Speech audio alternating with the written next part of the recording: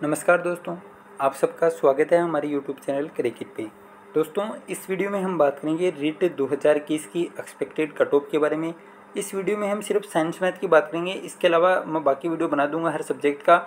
आज मैं बात कर रहा हूँ साइंस मैथ की सिर्फ, तो साइंस मैथ के अगर आप हैं तो आप वीडियो देख सकते हैं, वरना वीडियो आपको देखने की जरूरत नहीं है, क्योंकि बाकी विषय के इस वीडियो में कोई बात है वो नहीं की जाएगी।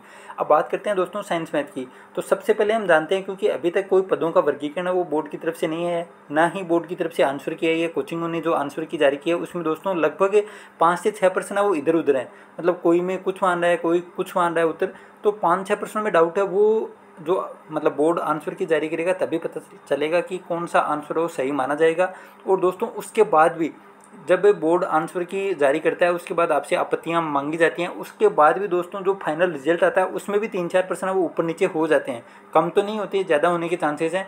तो अभी पता नहीं चलता है, लेकिन फिर भी एक कट ऑफ बनाने की मैंने कोशिश की है। उम्मीद करता हूँ आपको ज़रूर पसंद आएगी, क्योंकि लगभग इतने नंबर बन रहे हैं।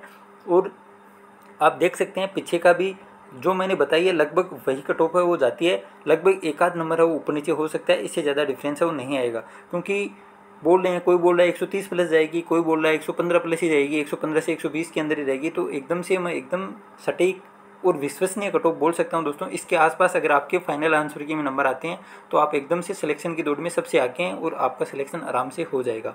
अब बात करते हैं दोस्तों सबसे पहले सीटों के बारे में थोड़ा सा। तो सीटें हैं दोस्तों, आप सबको पता है कि 31,000 की घोषणा वो की गई थी। इसके अलावा 10% सीटें वो बढ़ रही हैं लगभग हर एक वैकेंसी में। आपने देखा होगा पटवारी में बढ़ी थी, इसके अलावा हर वैकेंसी में 10% सीटें वो बढ़ी थी। तो रीट में भी लगभग संभावना यही है कि 34,000 के आसपास सीटें होंगी। अब 34,000 से ज़्यादा इसलिए नहीं बोल रहा हूँ दोस्तों, क्योंकि आप सबको पता होगा कि जैसा फर्स्ट ग्रेड में होता वही आपके साथ होने वाला है। लगभग यही बोला जा रहा है कि नई रीट आएगी 25 से 30,000 पे। तो इसमें शायद पद बढ़ने की संभावना मुझे बहुत कम नज़र आ रही है। अगर आपके द्वारा मांग उठाई जाती तो हो सकता है कि 40,000 42,000 पद हो जाएँ दोस्तों। पद बहुत ज़्यादा खाली हैं, लगभग 55,000 के आसपास। अभी करंट में अगर आप साला दर्पण पे देखोगे तो लगभग 52 से 53,000 पद हैं वो खाली हैं, लेवल 1 और लेवल 2 दोनों के। लेकिन लगभग 34,000 पद आते हैं, तो 17,000 लेवल फर्स्ट के होंगे और 17,000 लेवल सेकंड के होंगे। अब 17,000 में से भी हम साइंस मैथ की बात करें तो दोस्तों लगभग 4,000 के आसपास आपको पदों में मिल जाएंगे। 4,000 से लेके 4,200 पद, 4,000 से लेके 4,200 पदों में साइंस मैथ के आएंगे। इससे ज़्यादा आने की संभावना बहुत कम है, लगभग 4,200 के आसपास आप मान सकते हैं। इसका एक कारण ये भी है दोस्तों कि 2016 की जो अभी आपने देखा होगा वेटिंग आई है, लगभग 850 पद उसमें भरे गए हैं, तो उसका भी फर्क वो रहेगा साइंस मैथ पर। अब कोई बोल रहा है 5,000 सीटें आएंगी, कोई बोल रहा है 8,000 आएंगी। तो दोस्तों ऐसा संभव नहीं है। 34,000 में से 8,000 आप साइंस मैथ को दे दोगे तो बाकी सब्जेक्टों का क्या होगा। तो आप खुद समझदार हैं, आपको पता होगा। अगर आपका सब्जेक्ट साइंस मैथ है तो आप भी यही सोचते होंगे कि मेरी ज़्यादा से ज़्यादा सीटें हैं और मेरा सिलेक्शन हो जाए, लेकिन ऐसा नहीं होता है। लगभग सीटें वो 4,000 के आसपास आपको देखने को मिलेंगी अगर सीटें 34,000 आती हैं। जैसे ही सीटें मान लीजिए कि 5,000 ज़्यादा आ जाती हैं तो 1,000 सीटें वो बढ़ जाएंगी, और 10,000 ज़्यादा आती हैं तो 2,000 सीटें वो बढ़ जाएंगी। क्योंकि साइंस मैथ में भी बहुत खाली हैं, इंग्लिश में भी खाली हैं, और एसएसटी में भी बहुत पद खाली हैं दोस्तों थर्ड ग्रेड के। अब बात करते हैं दोस्तों, वैकेंसी की बात हो गई, लगभग 4,000 सीटें आएंगी। अब बात करते हैं कट ऑफ की। कट ऑफ से पहले दोस्तों थोड़ा मोटा मोटा अनुमान लगाते हैं पेपर कैसा था, क्योंकि आपके भी मन में ये मतलब जैसे ही एग्जाम हॉल से बाहर निकले तो आपको ऐसा लगा कि हम तो 140 बना रहे हैं, 145 बना रहे हैं, लेकिन वास्तव में जब आंसर की मिलाई तो ऐसा बिल्कुल नहीं था।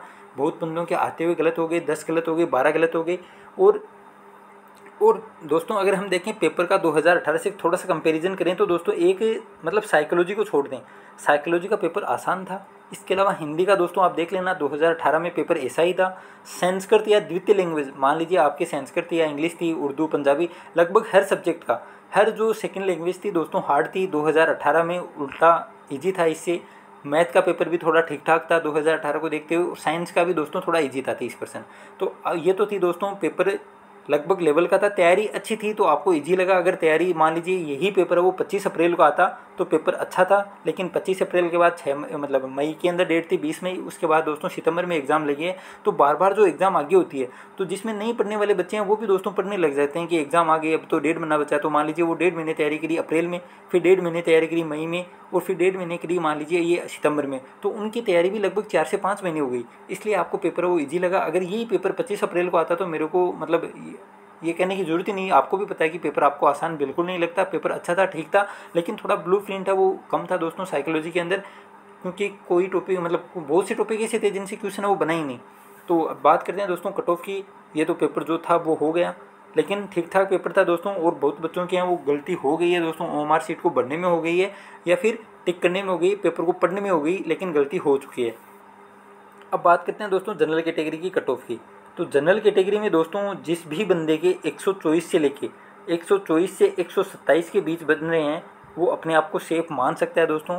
अपने आप को सेफ मानना ये है कि दोस्तों अब मान लीजिए कि आपके 120 आ रहे हैं, तो दोस्तों 120 से 125 हो सकता है, ये डिपेंड करता है आप पर कि आपने, कई बच्चे हैं वो ऐसे होते हैं, मान लीजिए किसी का एक कोचिंग में गलत हो रहा है लेकिन दूसरी कोचिंग से सही हो रहा है, तो वो उसको गिन लेगा। और किसी ऐसे 5-7% है, ज़्यादा तो नहीं है लेकिन 5 से 7% ऐसे ज़रूर हैं जिसमें कोई कोचिंग है वो दूसरा आंसर बता रहा है, कोई कोचिंग है वो दूसरा आंसर बता रहा है। तो सब मतलब जिससे जो सही हो रहा है वो जोड़ के बता रहे हैं हाँ मेरे 130 है, मेरे 135 है, लेकिन जो वास्तविक आंकड़ा है वो वही है 124 से 127 के बीच जिसके भी हैं दोस्तों, अपने आप को सेफ मान सकता है। अगर 4000 सीटें आती हैं तो आराम से इनका सिलेक्शन हो जाएगा, बशर्ते आपके बीएससी में 70% हो। बीएससी का आप सबको पता है कि 10% वेटेज है वो होगा इस बार, तो ज़्यादा फर्क नहीं आएगा, लेकिन एक आध नंबर का ज़रूर फर्क आता है। आप मान लीजिए अगर आपके 124 हैं और आपके बीएससी में 85% है तो दोस्तों आपका सिलेक्शन हो जाएगा, और आपका 124 नंबर और आपके बीएससी के अंदर 85% है दोस्तों, 2 नंबर या 3 नंबर आप पीछे चले जाएंगे, ये बात है। तो अगर आपके 124 से 127 के बीच हैं और लगभग बीएससी में अगर आपके 70% है तो आपका अच्छी स्थिति है और आपका सिलेक्शन होने के चांसेज हैं वो पूरे हैं। अब बात करते हैं दोस्तों, मान लीजिए आपके 120 ही नंबर है, तो क्या आपका मतलब बिल्कुल उम्मीद छोड़ दें? तो ऐसा भी नहीं है। हो सकता है कि आपके दिनमान अच्छे हों दोस्तों, आपने मतलब ये भी नहीं किया है कि इस कोचिंग में ये सही दे रखा तो ये मेरा सही हो जाएगा, इस कोचिंग से हो जाएगा और ये इस कोचिंग से हो जाएगा। अगर आपने ऐसा नहीं कर रखा और आपने एक ही कोचिंग से मिलाई है, 120 नंबर आपके आ रहे हैं, 3-4 जो डाउटफुल हैं वो आपने निकाल रखे हैं, 120 में नहीं जोड़ रखे हैं, तो हो सकता है कि बोर्ड के आंसर की से वो आपको बोनस मिल जाए, आपके जुड़ जाएँ, 125 हो जाएँ। लेकिन कट ऑफ हो दोस्तों फाइनल आंसर की में लगभग 124 125 आएंगे, उसका सिलेक्शन होने के पूरे चांसेस हैं। 125 126 प्लस जाने के चांसेस मुझे बहुत कम नज़र आ रहे हैं। वेटिंग तक 124 डेफिनेटली हो जाएगी दोस्तों, 124 तक जिसका मतलब जिसके भी नंबर है उसका सिलेक्शन हो जाएगा अगर आपके बीएससी में 70% है। अब बात करते हैं दोस्तों ओबीसी और ईडब्ल्यूएस की। इन दोनों की कट ऑफ हैं दोस्तों एकदम सेम जाएगी, इसमें कोई डिफरेंस है वो नहीं आएगा नज़र आपको, क्योंकि दोनों में ही अभ्यर्थी बहुत ज़्यादा हैं। ईडब्ल्यूएस में भी काफ़ी फार्म भरे गए हैं, ओबीसी में तो बहुत ज़्यादा हैं।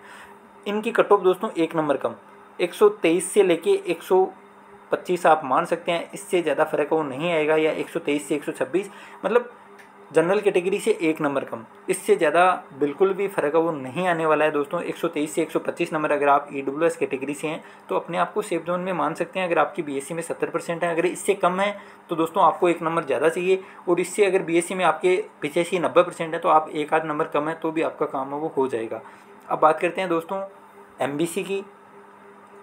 तो एमबीसी की कैटेगरी में दोस्तों 5% रिजर्वेशन आप सबको पता है कि अच्छी खासी सीटें आती हैं, इस हिसाब से इनकी कट ऑफ है वो लगभग 120 से 122 के बीच रहने की पूरी संभावना है एमपीसी कैटेगरी में। अब हम बात करते हैं दोस्तों एससी की। तो एससी में दोस्तों अभ्यर्थी हैं वो धीरे धीरे बढ़ रहे हैं और पढ़ाई अच्छी होती है, वास्तव में कैंडिडेटों के नंबर भी अच्छे हैं। लगभग 118 से 120 के बीच आपको एससी कैटेगरी की कट ऑफ है वो देखने को मिलेगी। एसटी की हम बात करें तो दोस्तों इससे एक आध नंबर आप एसटी की कम कर लेना, लगभग 116 से 118। अब दोस्तों वो 10 नंबर गैप है वो देखना छोड़ देना, क्योंकि धीरे धीरे कट ऑफ है वो बढ़ रही है। जनरल की अपेक्षा दोस्तों जो रिजर्वेशन जो कैटेगरी आती हैं उनकी कट ऑफ वो बढ़ रही है। आप देख लेना, पहले ओबीसी में 3 या 4 नंबर का गैप रहता था, वो धीरे धीरे 1 नंबर पर आ गया है। तो आपका भी जो 10-12 नंबर का गैप रहता था वो इस बार 7-8 नंबर का रहेगा, इससे ज़्यादा वो फर्क नहीं आएगा। तो ये थी दोस्तों साइंस मैथ की कट ऑफ मेरे हिसाब से, और आपके क्या विचार हैं आप भी बता सकते हैं। लेकिन आप 5-10 बच्चों के 135 देख के घबराना नहीं है, क्योंकि सिलेक्शन 5-10 का नहीं होगा, लगभग 4000 बंदे लगेंगे, और 4000 में लगभग आप समझ लेना 36% सीटें ओबीसी मतलब जनरल कैटेगरी की आती हैं। बाकी तो रिजर्व कैटेगरियाँ हैं, लेकिन 36% सीटें वो जनरल कैटेगरी की आती हैं। तो आप समझ सकते हैं जो जिनके नंबर हाई हैं वो जनरल कैटेगरी में चला जाएगा, और जो मैंने कट ऑफ बताई है उसके आसपास रहने के सबसे ज़्यादा चांसेस हैं दोस्तों। 4000 सीटें आती हैं, तो अगर सीटों की संख्या कम तो होने का कोई चांस नहीं है, सीटें बढ़ती हैं तो इससे एक आध नंबर और कम चली जाएगी, लेकिन इससे ज़्यादा फर्क है वो नहीं आएगा। अब जिसके भी नंबर कम है दोस्तों वो ये सोचे कि मेरे नंबर बढ़ जाएं बोर्ड के आंसर की से, और जिसके और भी नंबर कम है, जिसके 110 के आसपास हैं या 115 120 की 120 से कम है दोस्तों, उनके चांसेस बहुत कम है, क्योंकि इतना ज़्यादा गैप वो नहीं आएगा। डाउटफुल क्वेश्चन भी लगभग 6-7 ही हैं, इससे ज़्यादा डाउटफुल क्वेश्चन नहीं है। तो ऐसा नहीं है कि जिसके 110 है उसके 125 चला जाएगा, ऐसा बिल्कुल नहीं होने वाला है। हाँ, अगर 117 118 119 120 122 है तो आप 125 तक जा सकते हैं। लेकिन इससे ज़्यादा फ़र्क वो नहीं आएगा। तो दोस्तों ये था मेरा वीडियो, मैंने जो कट ऑफ बताई है शायद इसके आसपास आपको देखने को मिलेगी। बाकी आप अपने विचार ज़रूर कमेंट बॉक्स के अंदर दे सकते हैं कि आपके आसपास आपके दोस्तों के या आपके कितने नंबर है वो बन रहे हैं। उम्मीद करता हूँ वीडियो आपको पसंद आया। वीडियो को आप ज़्यादा से ज़्यादा शेयर करेंगे अपने दोस्तों के साथ। Thank you. जय हिंद, जय भारत।